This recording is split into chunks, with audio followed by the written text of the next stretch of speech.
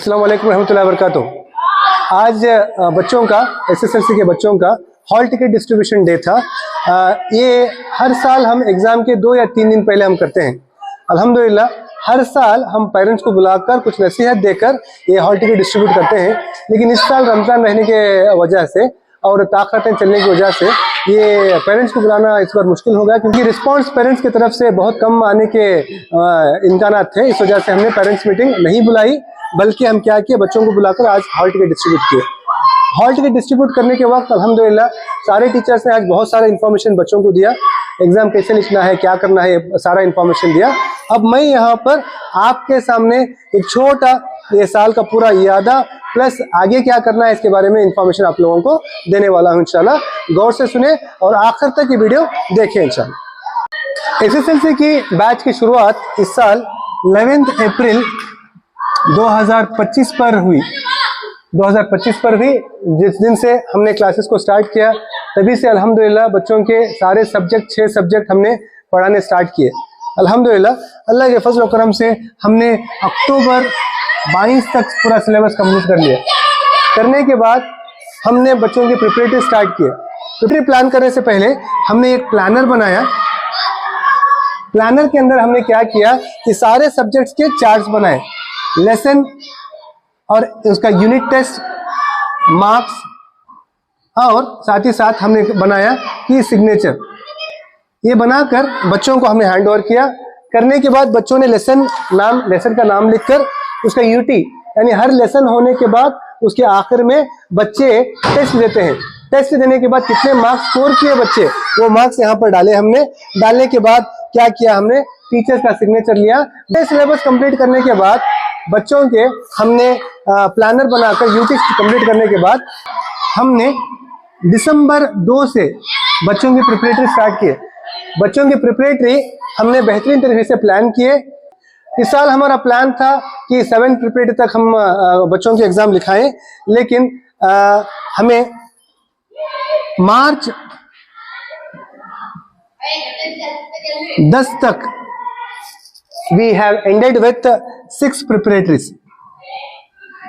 ये प्रिपरेटरीज के अंदर हमने 3 गवर्नमेंट के प्रिपरेटरीज चलाए और 3 हमारे स्कूल के प्रिपरेटरीज हमने चलाए। ये प्रिपरेटरीज चलाने के बाद अल्हम्दुलिल्लाह ये पूरे पेपर्स, ये मुकम्मल पेपर्स हमने क्या किए, सॉल्व किए। Question by question, word by word हमने सॉल्व करवाया। कब तक, एग्जाम के 2 दिन पहले तक भी हमने, यानी सैटरडे तक भी हमने क्लासेस चलाए बच्चों के। चलाने के बाद बच्चों के क्वेश्चन पेपर हमने सॉल्व करवाए। अल्हम्दुलिल्लाह बच्चे क्वेश्चन पेपर सॉल्व कराने के बाद अब अल्हम्दुलिल्लाह बहुत कॉन्फिडेंट फील कर रहे हैं। इसके साथ ही साथ गवर्नमेंट ने इस बार थोड़ा मामला कॉम्प्लिकेटेड बना दिया। क्या कॉम्प्लिकेटेड बनाया, हर साल हम टेक्स्ट बुक पढ़ते थे, पढ़ने के बाद ओसवाल बुक्स या रेफरेंस बुक्स हम सॉल्व करते थे, एग्जाम पेपर सॉल्व करके एग्जाम को चले जाते थे।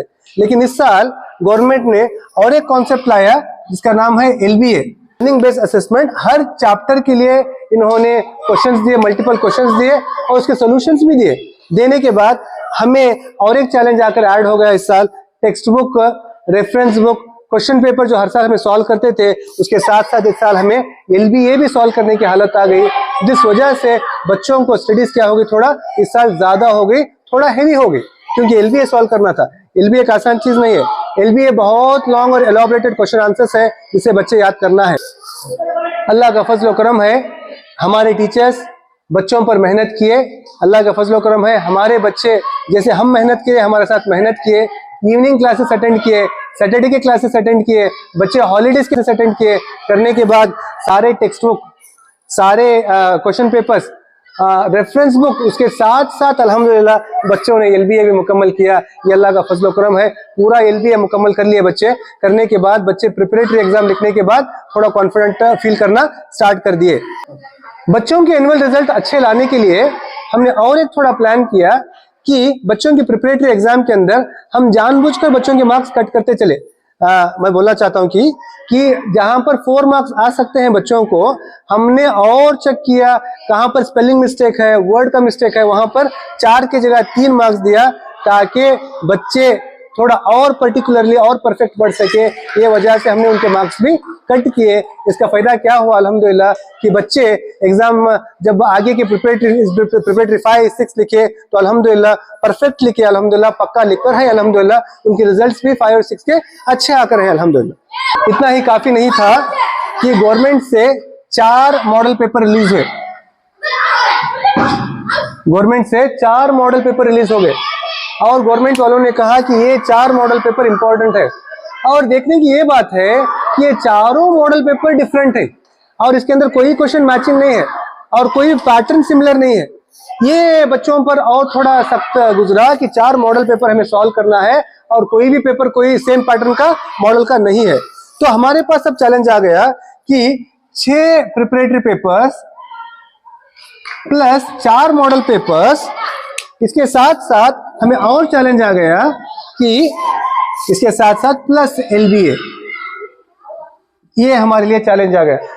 ये चैलेंज को क्लियर करने के लिए अल्हम्दुलिल्लाह हमारे टीचर्स ने बहुत अच्छा सपोर्ट दिया और हमारे बच्चों ने भी अल्हम्दुलिल्लाह, ये हेवी हो रहा है, ये सख्त हो रहा है, ये बोले बगैर अल्हम्दुलिल्लाह हमारे बच्चों ने भी साथ दिया। साथ देकर ये सारी चीजें line by line, word by word अल्हम्दुलिल्लाह हम सॉल्व कर कर अब बच्चे एग्जाम जाने के लिए इंशाअल्लाह रेडी हैं।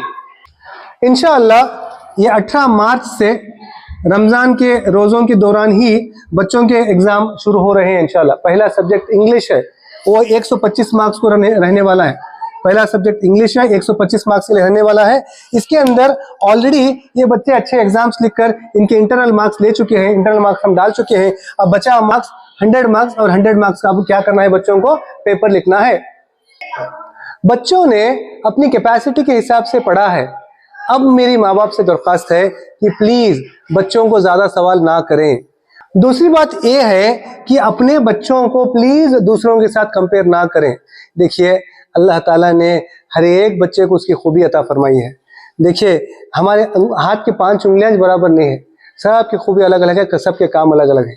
अल्हम्दुलिल्लाह मैंने देखा है इन बच्चों को, ये बच्चे मेरे पास PG या LKG से UKG से मैक्सिमम फर्स्ट स्टैंडर्ड से ज्वाइन हुए हैं। सारे बच्चे माशाल्लाह वेल टैलेंटेड हैं, उनके अपने खुद के खूबियां हैं बच्चों की। तो please do not compare with them. उन्होंने अच्छा पढ़ रहे हैं, तुम्हें अच्छा नहीं पढ़ रहे, तुम्हें उन्होंने कंप्लीट करें, तुम्हें कंप्लीट नहीं करें, देखो उनके मार्क्स ऐसे आ रहे हैं, इनके मार्क्स ऐसे नहीं आ रहे। Please do not compare your children with anybody. Exam का मामला है, उनको क्या कहते हैं ज्यादा स्ट्रेस ना दीजिए, क्योंकि ऑलरेडी ज्यादा स्ट्रेस ले चुके हैं, ऑलरेडी उनके कैपेसिटी से भी ज्यादा पढ़ चुके हैं। Please do not stress them. अब तीसरी चीज जो है ये जानना आप लोगों की वजह से बहुत जरूरी है।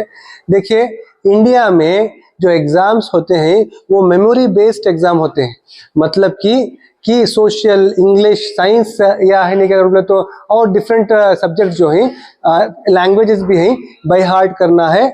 जो भी बच्चा बाय हार्ट अच्छा करता है, जो भी बच्चा फास्ट बाय हार्ट करता है, उसके स्कोर अच्छे आने वाले हैं। तो ये एग्जाम्स कैसे इंडिया के अंदर ये मेमोरी बेस्ड एग्जाम्स हैं, ये टैलेंट बेस्ड एग्जाम नहीं हैं।